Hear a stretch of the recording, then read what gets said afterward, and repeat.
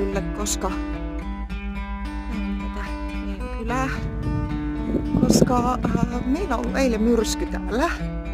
Ja en tiedä itse asiassa onko se sen takia, mutta itse veikkaan, että se on sen takia.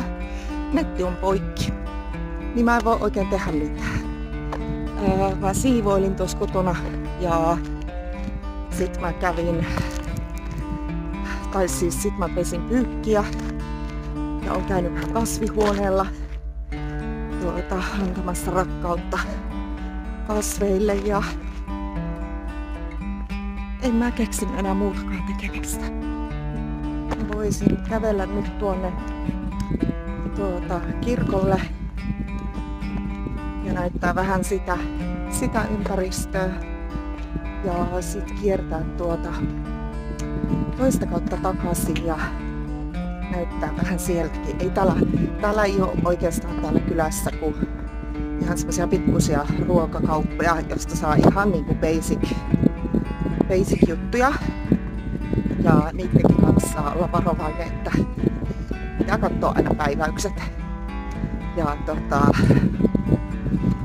sitten on pari baaria ja sitten on jotain raksakauppoja. Kyläpoliisilaitos ja kunnantalo. Mut siinä on kaikki niinku tämmöiset julkiset jutut. Sitten sillä on aika iso leikkipuisto, mutta meillähän ei ole lapsia. Ja mä en ole itse asiassa koskaan käynyt siellä leikkipuistossa, vaan siitä kävellyt läpi mun miehen serkun luo. Mutta en ole ikinä edes niinku kattonut minkälaisia vempeleitä siellä on. Mä näytän teille mun lempparitalon. Se näkyy tuolla takana tuolla mäen päällä. Tuo ränsistynyt talo tuolla. Mä haluaisin sen talon.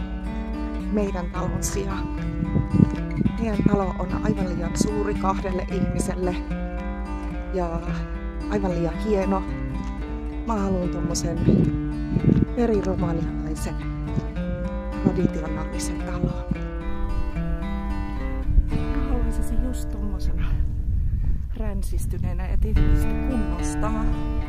Me ollaan itse asiassa käynyt. Se ei hirveän kallis olisi ollut ja siinä on takana. Nyt on itse asiassa laittanut tonne ihan mainoksen tuonne kyltiin. Se on myytävänä. Ja siihen kuuluu sikana maata ihan tuonne metsään saakka. Se olisi ollut koirillekin aivan ihana. Mutta mies sanoo, että se on kuitenkin liian kallis kuin ränsistyneeksi taloksi. Niin se on semmonen pieni meidän unelma. Ja täällähän tulvii aika usein niin keväällä. Ja tuo olisi niinku tulvien kannalta ihan mahtava paikka.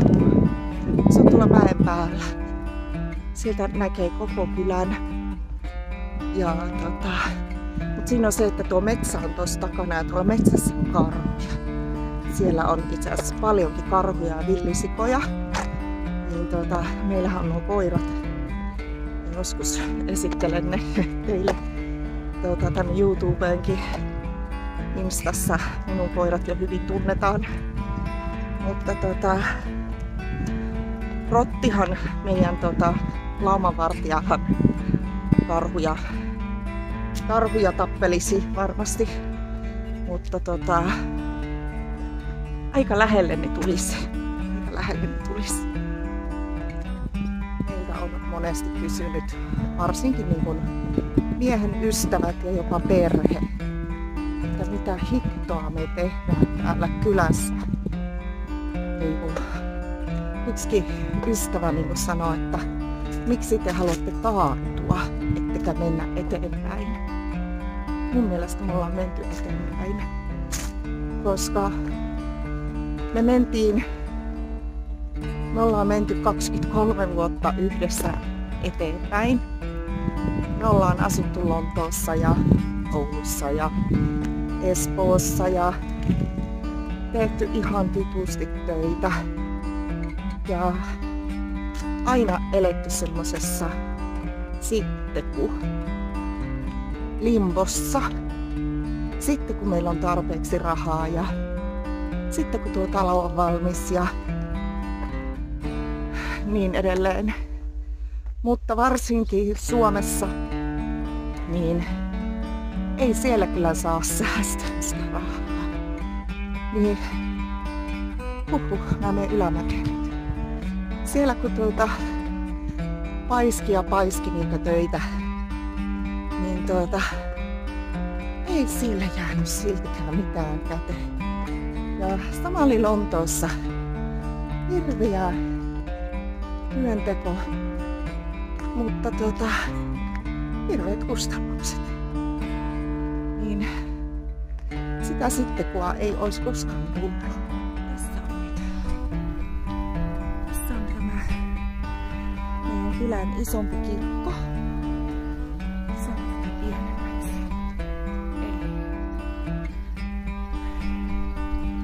Tuolla meidän lähellä on toinenkin kirkko, mutta siihen ei kuulu hautausmaata. Tänne haudataan kaikki ihmiset. Mä en tiedä saa täällä kuvata. Mä menen käymään tuolla ja kuvaan sitten vaikka vähän salaa. Vaan ei täällä ole ketään.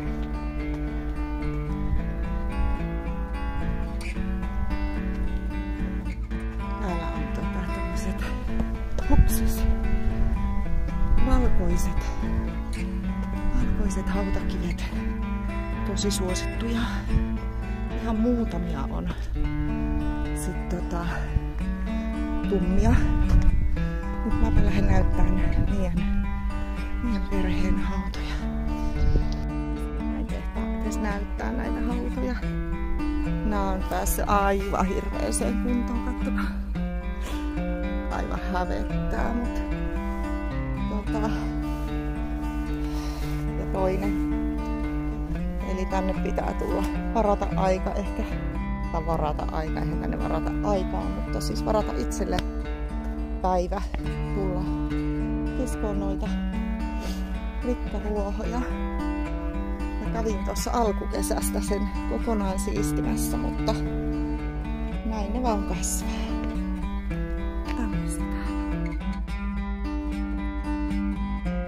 Täällähän on siis ortodoksi-uskonto, se suurin uskonto. Ja ortodoksi, se Christian Orthodox on niin kun, täällä on itse asiassa 2 ortodoksikuntaa, niin sanottu uusi ja vanha. Toinen seuraa vanhan testamentin mukaista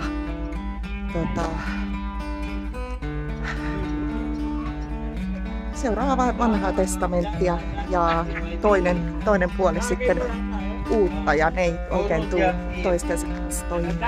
Bună ziua! Bună ziua! Mulla hajosi puhelin. Ei voi laittaa enää tähän keppiin. Tästä lähtee tuo kansi kokonaan irti. Mutta joka tapauksessa mä juutuin tuossa äsken juttelemaan tommosen setän kanssa. Ja siis en ollut ikinä tavannut aikaisemmin. Mutta hän ihmetteli, kun mä kuvailin, että mitä mä oikein kuvailen, ja sitten alettiin jutteleen mun huonolla romanialla, mutta kävi ilmi, jos oikein ymmärsin, että hänen tyttärensä opiskelee Suomessa. Aika jännä yhteen sattuma. No me siinä hetki sitten juteltiin muun muassa mieheni äidistä, joka on täällä kylässä ollut opettaja aikaisemmin. Niin hän on hyvin arvostettu täällä kylässä. Niin kaikki tietää, ja myös miehen isä oli opettaja, mutta hän on jo edesmennyt. Heistä sitten hetken juteltiin ja hän kutsui minut sinne syömään ja juttelemaan ja ottaa hänestä kuvia. Ehkä otan, no nyt mä vaan niin kuin naureskelin, mutta olisihan se hauska taas päästä johonkin yllätyspaikkaan. Mun pitäisi laittaa teille vähän videota, kun kävin tuossa ystäväni kanssa seikkailemassa ja päädyttiin semmoiseen erakkoluostariin. Mut joo, oispa yllätys lähteä tälleen, että kun ei tunne, niin ei ole sellaista niin kuin sidettä ja heilläkään ei ole sellaista, että heidän pitää pokkuroida tai en mä tiedä. Voisi olla aika jännä. Täällä on muuten ihan hirveän kuumakin ja mun puhelin varoittelee, että tää on alkaa kuumua tää luuri liikaa, mutta mulla on toinen puhelin mukana. Mä voin sitten kuvata välillä vaikka sillä. Mutta nyt mä näytän teille. Täällä kylässä on paljon tämmöisiä niinku muistomerkkejä. Mäpä näytän. Eli tällaisia muistomerkkejä, jossa voi käydä rukoilemassa. Ja nämä on yleensä tehty jonkun kunniaksi, jonkun kyläläisen kunniaksi, joka on kuollut. Jos nämä on tien varressa, ihan tuolla ison tien varressa, mä näytän teille myöhemmin, niin silloin se yleensä tarkoittaa, ne on pienempiä, ja se yleensä tarkoittaa, että se ihminen on todennäköisesti kuollut siihen tien varteen. Niin kuin tuossa ihan meidän talon kohdalla on yksi sellainen. Ja siinä kuoli, oliko se joku 24-vuotias vai 30 poika siihen tien varteen, kun joku oli ajellut Italiasta saakka Bukarestin kautta nukkumatta välillä ja nukahti rattiin tuossa. Just siinä meidän kohdalla siinä isolla tiellä ja ajoi sitten tämän nuoren pojan päälle. Niin siihen joka päivä käy ihmiset viemässä kynttilöitä. Se on ollut siinä jo useamman vuoden. Niin ja nyt kesällä siihen on laittu kukkiakin. Et kyläläiset muistaa sitten näin. Tässä on yksi esimerkki tämmöisestä pikkusesta kaupasta kautta baarista. Se on ilmeisesti nyt kiinni. Nämä monesti on itse asiassa maanantaina kiinni. Tuolla on meidän lähibaari, josta mä käyn ostaa maitoa. Tää on ainoa paikka koko kylässä, joka myy oikeata maitoa, eikä sellaista UHT-paskaa. Mutta mä luulen, että hekin on kiinni. Tää käydä katsotaan. Mun tää nimittäin käydä siellä yhdessä baarissakin, koska me ollaan taas maksettu etukäteen, eikä ikinä pitäisi maksaa etukäteen. Toivottavasti semmoiselle äijälle, että tulisi leikkaa meidän ruohot. Niin sitä on nyt saatana 3 viikkoa, anteeksi kiroiluni. 3 viikkoa yritetty saada sinne. Sitä viime viikolla vähän aikaa tekemässä ja sitten se väitti, että se meni rikki se laite. Niin sitten se piti tulla, se lupasi tulla lauantaina. Ja eipäs tullutkaan.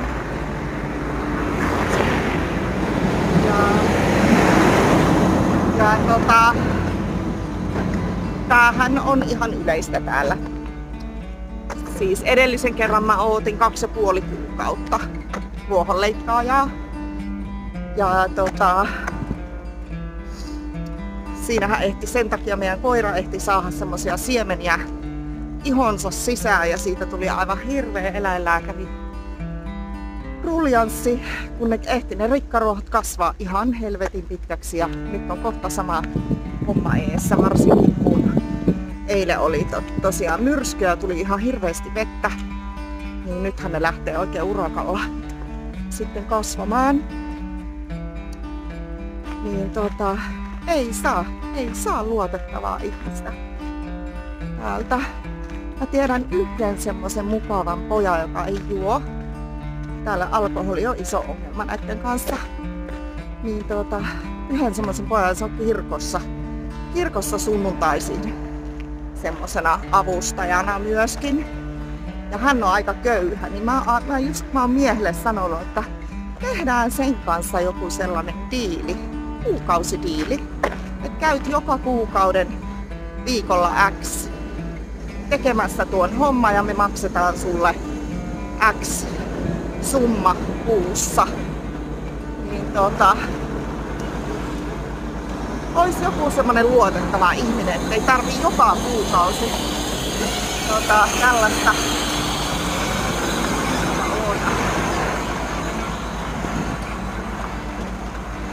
joka kuukausi. Tää sama taistelu.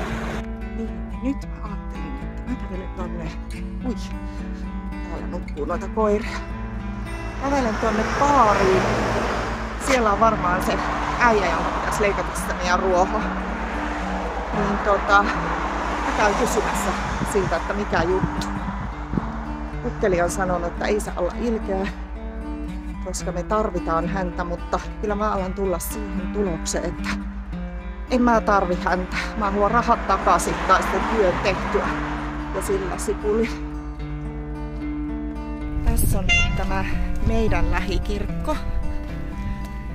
Eli tää on nyt vaan siis semmonen sunnuntai Jumalan palveluskirkko. Ja siis kyllähän täällä mennään naimisiin ja muuta, mutta tuo toinen kirkko on semmonen isompi, jossa tapahtuu enemmän.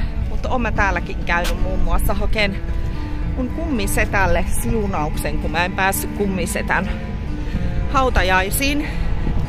Niin niin vaikka olemme eri uskontoa, niin samaa Jumalaahan Suomessa ja täällä kuitenkin palvotaan. Mä oon ateisti, en oikeasti kuulu kirkkoon ollenkaan, mutta en mä sitä heille kertonut. Niin koska se oli mun kummisetälle se semmonen siunaus, se ei ollut minun juttu, niin kyllä minä sen verran kirkossa voin käydä. Niin mitähän mä olin siitä sanomassa? Niin sen kävin kuitenkin tekemään tuolla kirkossa kerran. Mulla nyt vähän katkee ajatus. Mihinkähän mä oon nyt menossa?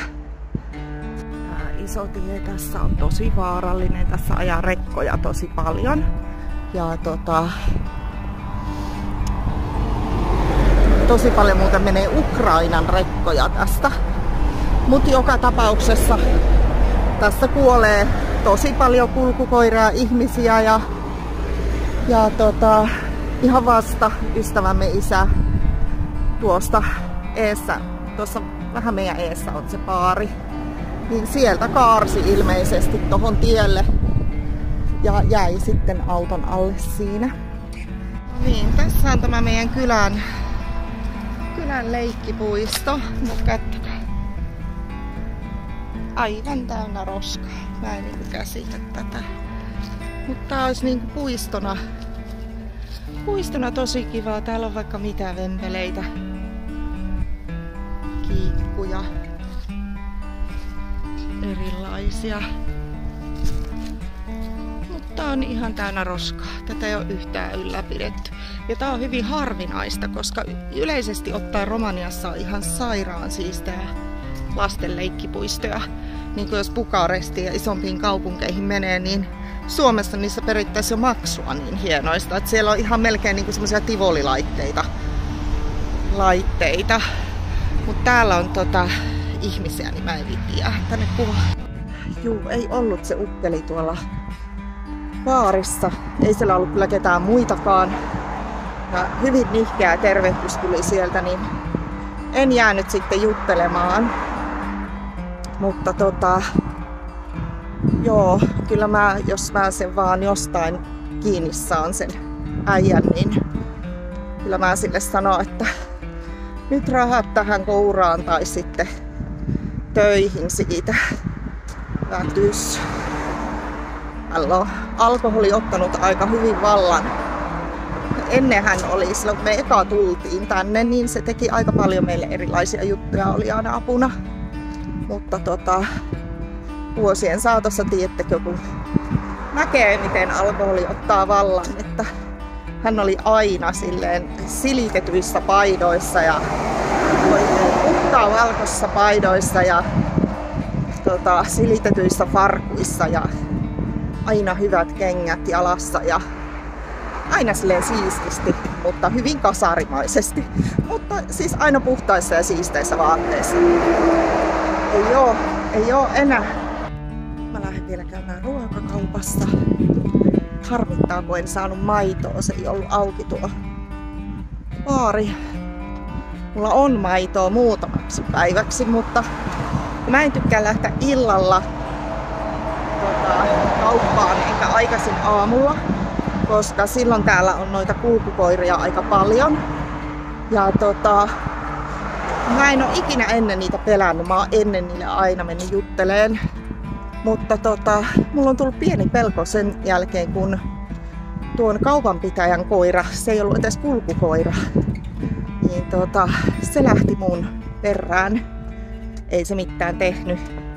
Sitten loppujen lopuksi, kun joku äijä alkoi niin kuin lyömään jalkaa maahan, silleen tömpsäytteleen sitä maata, että se lähti pois. Mutta sitten se sama koira lähti toisen kerran mun perään, niin sen jälkeen mulla on tullut kaikkiin näihin irti oleviin koiriin vähän pelko. Siis täällähän ihmiset pitää, ihmistenkin koirat juoksee täällä vapaana, koska se on heille normaalia, että koirien annetaan juosta vapaana.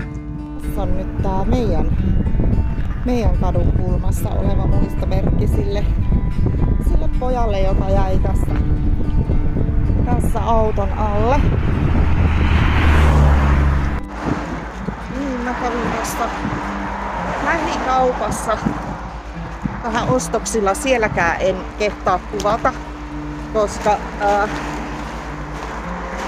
ne vähän luulee sitten, että mä kuvaan negatiivisessa mielessä. Niin mä en viitti tossa kaupassa. Ehkä sitten Lidlissä. Mutta kävin ostaa vähän ruokaa.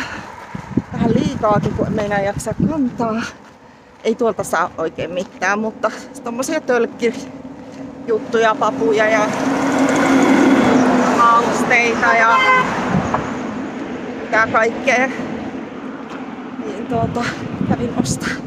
Mä unohdin, että munhan piti mennä poimimaan luumuja. Mä oon taas suurimman osan unohtanut ja on ehtinyt tippua tuonne maahan ja mennä pieruksi. Mutta jahas, sieltä tuli meidän mörkö. Täällä on meidän mörkö. Kyllä. Niin mä lähden poimiin nyt luumuja. Mutta kiva, jos jaksoit katsoa tähän saakka. Mä taas höpöttelen joku päivä lisää.